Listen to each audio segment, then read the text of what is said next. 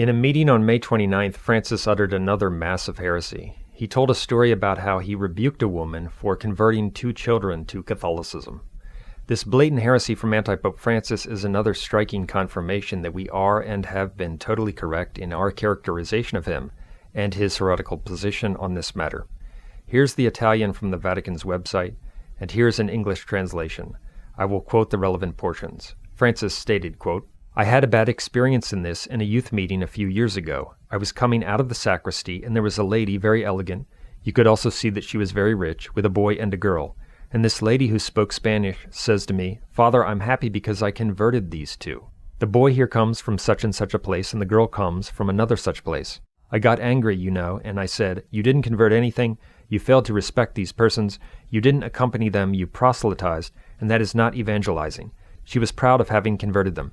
Be careful to make a clear distinction between apostolic action and proselytism. We do not do proselytism. The Lord never did proselytism." End quote. So this is blatant heresy and anti-Catholicism coming from anti-Pope Francis. He preaches a false gospel. This alone proves that he's a manifest heretic and not the Pope. Although this is another extremely clear example of heresy coming from anti-Pope Francis, he's actually taught this heresy many times, as we've proven in our material. See our video debunking certain people on Francis and proselytism for more quotes. This latest example also exposes again how dishonest the defenders of the Vatican II sect are when they lie to their listeners and tell them that Francis only rejects forcing people to become Catholic or the prosperity gospel. No, he doesn't just reject those things, as this quote proves again. He also rejects efforts to convert people to or convince people of the Catholic faith, and he does it over and over again. It's been proven. So don't listen to those dishonest and heretical defenders of the Vatican II counterchurch. They've been totally refuted. Also notice again how Francis defines proselytism as converting people. His definition of proselytism includes efforts to convert and convince, that is, legitimate and necessary evangelization. He condemns that, and thus he condemns the Church's teaching and the true gospel. It's also ironic that as Francis was denouncing proselytism, he got angry and actually proselytized the woman to his heretical position.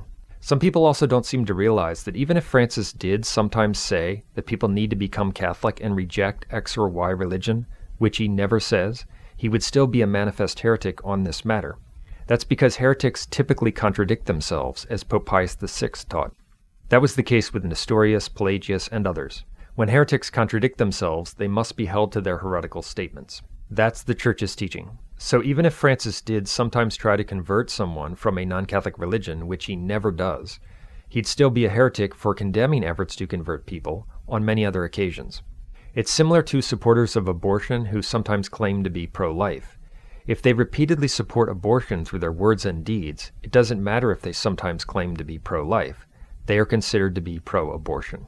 It also makes no difference that Francis sometimes says preach the gospel or evangelize or describes work as apostolic action, because as this example shows again, in his warped understanding of evangelism, preaching the gospel, and apostolic action, they are incompatible with efforts to convert people and pull people out of heresies and false religions.